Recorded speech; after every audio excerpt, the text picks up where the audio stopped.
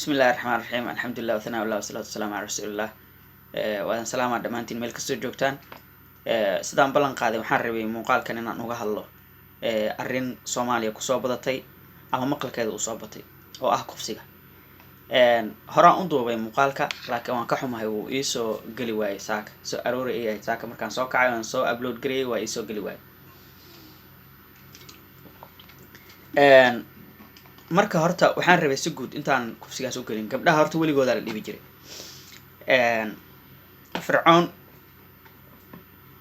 reer dhan ama qoom dhan oo wuxuu ku xukumay in gabdhaha la talo oo fircoon loo gudo si ayna u dhalin wiilal xukunka isaga ka qabsada cabsidaas uu qabay nabiga sallallahu alayhi wasallam markii la soo saaray dadkii u imaaday waxa ku jiray carab gabdhahooda aasi jirtay maadaama qabiil loo dagaalamo gabdhaha la kala qabsanayo hadhow la iska adoonsanayo galbeedkan hadda balaayada iska dhiga ee xuquuqda dumarka iyo waxaas u dooda maalin kasta uu ka dhaca kufsi ama reeb uu ka dhaca waxyaabo badanna waa geystaan oo dulmi oo gabdhaha loo geysto nimanka hadda feminismka ah midalan oo kale dhibaato hore dumarka u haysatay ayay dhibaato ugu dareen bilowga way fiicnaayeen wuxuu leeyahay feminismka waxa la yiraahdo waves ama wajiyo sida ila tahay marka ilaa 5 wave baa jira oo maaragtay arrimahaas ku marka first wave iyo second wave way roonayeen waxay raadinayeen xaqii xitaa islaamka uu gabdhaha siiyay oo hadii gabdhahaas muslimaad yihiin ay heli lahaayeen ay raadinayeen laakiin wixii ka dambeeyay baash way halowday oo heer waxay gaartay maaragtay xitaa la dhaho jinsiga ama genderka waxaan la yiraahdo waa wax dadku ay ku heshiiyeen oo ma aha wax qofku uu dhasho taasoo khalqigiisu ilaahay dadka uu uma ka soo horjeedaba way gabadha iyo wiilka kromosoomaadkooda kala duwan markaan saas leeyahayna wax badan la wadaagaa laakiin waxaan ka hadlayaa geneskaas kala duwanba taas aan ka soo tago kufsiga laba qayb oo aniga ugu qaybsan yahay qayb waa qaybta aan wada naqaano oo ah gabadha in la qabsado la jirdilo la kufsado inay dhimatana laga yaabo taas waa tan caamka ah ee kariya ee shay aniga waa naqaanaa mid kale waxaa jira dadka qaar kufsi oo aan uusan u xisaabsanayn oo ah gabadha marka laga faa'iideysto maxaan ka wadaa mesela nin baa lacag haysta gabadha wuxuu ku sareeyaa lacagtiisaas iyo hantidiisa gaari ku qaadaya maqaayad buu geynaa ma aragtaa halkaas kala dhaca gabadha iyadoon maskaxeedii waxeedii joogin oo la qarqiyay ee ma aragtay isdhiibaysa ma aha miya waxa lagu rakaateena qalad ka dhacay mesela sawiraynin u dirtay hadal uu ka haya sir ah waxbuu ka haystaa marka wuxuu ku rakaateena waxaas uu ka hayo marka labadaas arrin oo gabadhii ama qalad ka dhacay in looga faa'iideysto ama dhib haysta in looga faa'iideysto maxaa aniga u leeyahay kufsi waaye kaas raalina noqdo haddaan lahjada qaar adeegsado oo aan anshaxa iyo ku fiicnayn mursal wixii ka dhacay waa arkayseen gudoomiyaha baarlamaanka waa dhaami doona aniga gabadha rabitaan iyo qooq maskaxdeeda ka imaaday kumay raadin ninkan iyadoo diidaysa oo kahanaysa yaa dhibaato haysata looga faa'iideystay marka kufsigaas gabadha uur ku taalo iyo calooliyow iyo oohin iyo la qarsataa ninkan xorriyad buu meelihiisa isaga noolaadaa mar labaad inuu ku celiyana waa laga yaabaa laakiin kii hore aan ka soo sheekay waa midka aan naqaano marka kaas bal horta aan xoog saarno arinta kale qodobka kale ee mawduucan waxa waaye gabdhaha kulli way ogyihiin oo maleynaa ragga si guud waa bahalo inuu ilaahay u naxariisto ma ahan inta sida u badan yihiin bahalaan nahay aad u ugaarsada xariifiinna ah oo yaqaana say wax u ugaarsadaan inteena badan marka aan rabno gabar inaan ama kufsano ama aan dhibaato u geysano ama aan ku ciyaarno waxaan adeegsanaa tools kasta ama wax kasta oo u baahannahay inaan aan hawshaas ku qabano been isxariifin balaaye iska dhigid wax walba adeegsanaa waa ku jeclahay intaan ku geynaa intay ka dhacday la'aanta ma noolaan karo cirkaan ku soo tala dhulkaan ma aragtay ku qoda bababa dha hadhow markii ma aragtay adduunyo kharibantana duurkaa la galaa. gabdhaha horta marka inay ogaadaan gamekaas la ciyaarayo, inay ciyaarta fahmaan. haddaad ciyaarta fahmin markasta waa luminaysaa, waa lagaa badinaa. marka horta ciyaarta inaa fahantaan. talooyinka un gudbaa markaas. 3 arrin horta ogaada. waxaa ogaataan saan soo sheegay ragga inuu intiisa badan cadow yahay. soomaalidana qaar badan oo kamid a aslan waxaas ay sameynayaan xitaa ma oga, oo duruufta iyo environmentiga iyo bii'ada lagu noolaayo dhibaatada dadkan soo martay yaa noocaas ka dhigtay qaarkood. oo waxaan ay sameynayaan xitaa hadduu intuu qofka meel fadhiisto uu fakari lahaa oo indhaha isku qaban lahaa, intuu ilaahay ka cabsado iska dayn lahaa. waxaa isweydiisaa nin weyse qaba oo salaad soo tukadaa laga yaaba inuu wax kufsado. fiiri, maalin dhaweyti niman yaa intay meel isku hareereeyeen qof bini aadan oo nool gubaayay live-na soo galay. dadkaas magaalaa u malaysaa waa tukadaan, waa soomaan, waa salaadaan. ninka waxaa sameeyey oo taraqa ninka ku daaray waxaa laga yaabaa inuu maqribka masaajidka safkood ku tukado. marka dadkan qaar badan xanuunsan. horta marka inaad taas ogaataan. cadowtinimadii goonida aydna way jirtaa, oo ninka kalar kasta uu leeyahay waa ugaarsade. hadduu cad yahay, hadduu madow yahay, hadduu hanti haysto, hadduu faqiir yahay, hadduu gaal yahay, hadduu muslim yahay, hadduu galbeed ku nool yahay, hadduu bari ku nool yahay, meel kasta uu nin joogo waa sidaas. inteena badan yaan dadka wada dulminin.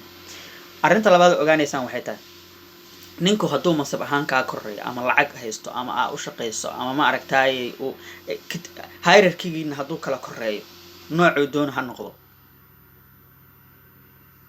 waa ku damcayaa. ninkii wanaagsanna khayru kuu damcaa, kii kalena mooryaannimo kuu damcaa inta badan ragga. arrintaasna ogaada.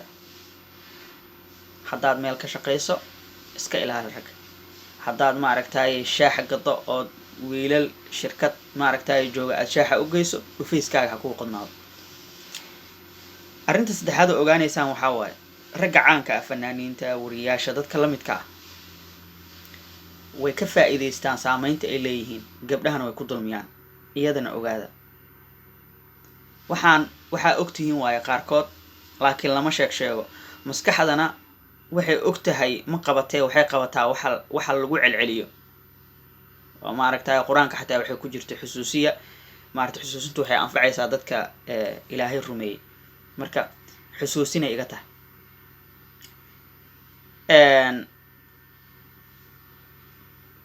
talada afraad,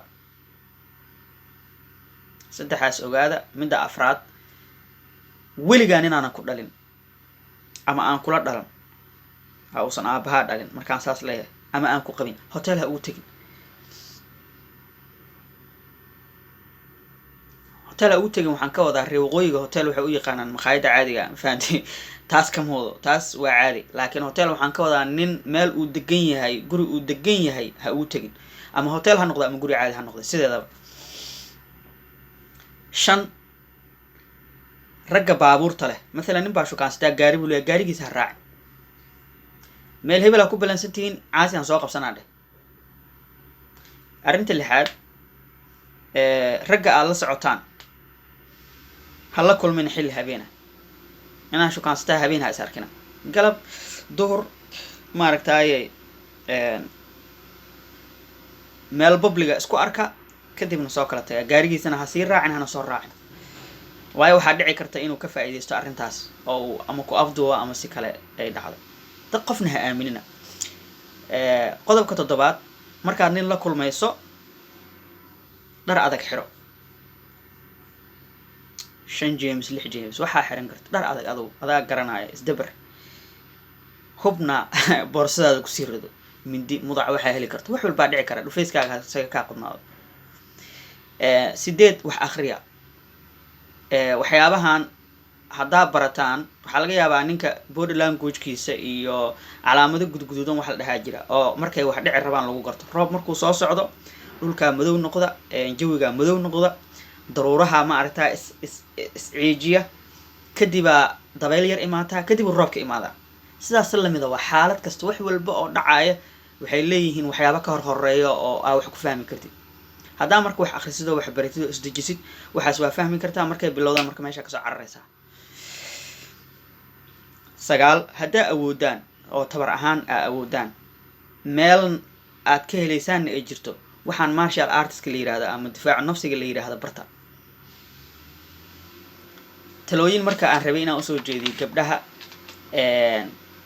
xuquuqda gabdhaha u doodnaa dhah inta badan waxay xoog saaraan mushkilad iyaga gaar u ah gabar kasta dhibaataa qabsanaysa iyada gaar u ah dhibaatadaas ay soo qaadaysaa ila soo fariisanaysaa social media waxay ka dhigaysaa wax adduunyada dhan haysta waa laga yaabaa dad inay la wadaagaan laakiin mushkilad iyada ku dhacday bas marka maalan oo kale waxyaabaha ugu badan laga hadlana waxaa ka mid ah gabdhaha sutu waxay u badan yihiin gabdha reerahoodii ay burbureen marka waxa ugu badan ay ka hadlaan waa mushkilada iyagana jira laakiin maanta laga daran yahay marka iyagana waxaan ka codsan lahaa 3 talo oo ah inay horta maaragtay ay talooyin siiyaan gabdhahaas khibradahooda ay uga faa'iideeyaan ragga dabinada ay dhigaan iyo waxaasi ay baraan ururo bulsho qaar qurbaha jooga ku jira ururo bulsho in la sameeyo oo gabdhaha la wacyi geliyo oo xarumahaas tababarka iyo waxaasi aan sheegayo loo furo gabdhaha wiilasha xitaana qodobka 3aadna wiilasha xitaana ma aragtay qaar badan oo kamid ah waxaan ma oga sidaan sheegay in iyagana laga wacyi geliyo oo ma aragtay loo sameeyo wacyi gelin dawladda iyo maamul goboleedada Soomaaliya ka jira waxaan ka codsan lahaa marka asaas leeyahay waqooyiga way iska roon yihiin waxaan jeedaa intaan ka soo dhinacaysa xeerarka kufsiga ina adkeysaan inta adkeyn kartaan shareecada waxaan ahayn aan lagula dhaqmin islaamka ah xataa haddaad dasaatiir kala degsateen tan in ma aragtay shareecada alla aadaan ama diinta islaamka alla aadaan waxay ka qabtana de waa la ogyahay waa laba qaybood anise ila tahay wadaadnimo ihi qayb kufsigii aan soo sheegay ee fududaa markaan fududaa ka wada waxaa weeye kufsiga gabadha aynan iyada qooqinayn rabin laakiin aan la ciijinin aan la jirdilin markii lagu sameynayo ma aragtay ama manipulationka lagu sameeyay ama la rakaateeyay kaas inaa ula dhaqantaan in sidii ay ahayd 100 jeedalna lagu dhufto ninka gabadha meherkeedana laga qaado lana masaafuriyo oo inta la adkeyn kara ka xataa la adkeeyo midka gabadha la rafaadiyo ee la jirdilo ee la dilo ee adduunyada ma aragtay la rogo kaasna in suuratu maa'ida la aado suurada maa'ida aayadii waxa u maleynaa 33 mise 53 labadaas mid ay ahayd ka sheekeynaysa ninka ilaahay rasuulkiisa la dagaala in la salbiyo in ma aragtay aayadaas oo ilaa iyo 4 category u sameysay taas in lagu la dhaqmo oo ninkaas dil walibana ka ugu adag ee ugu fool xun aan looga hoos dhicin odayada iyo ma aragtay waalidiinta iyo nimankaas dambiilayaasha ah dadka ay qaraabada noqonayaan iyo nin kasta oo u heelinayana waxaan iyagana kula talinaa indhaha inta isku qabataan 5 daqiiqo waxaa sawirataan gabadha uu ninkaas aad difaacayso waxaas ku sameeyay inaa adiga dhashay intaas kaliya sawiro kadib inta candhuufta dib u laqdo ya haduu wiilkaaga ah ya hadaa adeer u ahayd ya hadaa ilma adeer ahaydeen ba ogolaanaysaa inuu dhinto oo dambiga uu galay ciqaabteeda uu maro culimada iyagana waxaan kula talin lahaa